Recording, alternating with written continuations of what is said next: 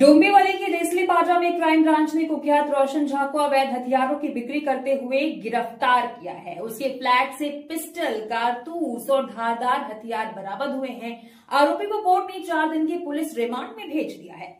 Crime branch को सूचना milli थी कि डोंबिवली के देसलेपाड़ा इलाके में अवैध हथियारों की बड़ी डील होने वाली है। सूचना की पुष्टि होते ही टीम ने गोकुलधाम बिल्डिंग के फ्लैट नंबर 302 पर छापामार कार्रवाई की। फ्लैट से कुख्यात आरोपी रोशन झा को गिरफ्तार किया गया, जो हथियारों की बिक्री की तैयारी कर रहा था। पुलिस ने मौके से 3 देसी पिस्टल, जिंदा कारतूस, तलवार, खंजर समेत 2 लाख से ज्यादा हथियार बरामद किए हैं। रोशन झा पर उल्लासनगर, टिटवाला और आसपास के इलाकों में दर्जनों आपराधिक मामले दर्ज हैं। पुलिस के मुताबिक वह एनजीओ की आड़ में अवैध हथियारों का नेटवर्क चलाता था। अब क्राइम ब्रांच उसके सप्लायर नेटवर्क और मकान मालिक की भूमिका की भी जांच कर रहा है। स्थानिक स्वराज्य संस्था व महानगरपालिका इलेक्शनच्या अनुषंगाने क्राइम युनिट 3च्या अंमलदारांच्या वतीने की आम्ही सराईत गुन्हेगार आणि जे अग्निशस्त्र किंवा इतर शस्त्र बाळगणारे आरोपी असतात त्यांच्यावर बारकाईने लक्ष ठेवत असताना दिनांक 13/11/2025 रोजी आमच्या युनिटचे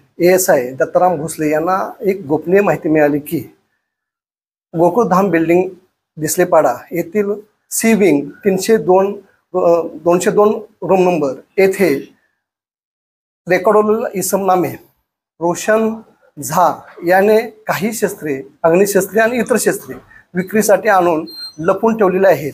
म्हणून सदर बातमीची शहानिशा करण्याकरता आम्ही सदर ठिकाणी 2 पंचासह आणि पंच अंतर्गत पंचनामा साहित्यासह आम्ही तिथे गेलो असता तर तिथे छापा कारवाई केली असता तिथे आम्हाला एकूण 3 गावठी बनावटीचे पिस्टल आम्हाला मिळून आले, 3 जिवंत कारतूसे, 2 रिकामे मॅगझिन मिळून आले, तसेच 1 धारदार लोखंडी खंजीर, 2 धारदार स्टीलचे चाकू, 1 लोखंडी धारदार तलवार असे एकूण 2,12,500 रुपये किमतीचा विनापरवाना अग्निशस्त्र व घातक शस्त्र मिळून आले असून ते आम्ही जप्त करून सदर इसमाला ताब्यात घेऊन मानपाडा पोलीस ठाणा येथे गुन्हा क्रमांक 1371/2025 भारतीय हत्यार कायदा कलम 3, 4, 25 सह महाराष्ट्र पोलीस अधिनियम कलम 37(1) 135 प्रमाणे गुन्हा दाखल केला असून दिनांक 14/11/2025 रोजी सदर आरोपीतास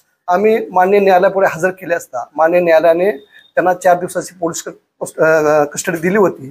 त्या दरम्यान त्याच्याकडे आम्ही इतर हत्याराविषयी चौकशी केलेली आहे आणि अजूनही चौकशी आमची चालू आहे। सर, याच्यामध्ये सीसीटीव्हीच्या आधारे आपणास अजून काय प्लेस होत आहे?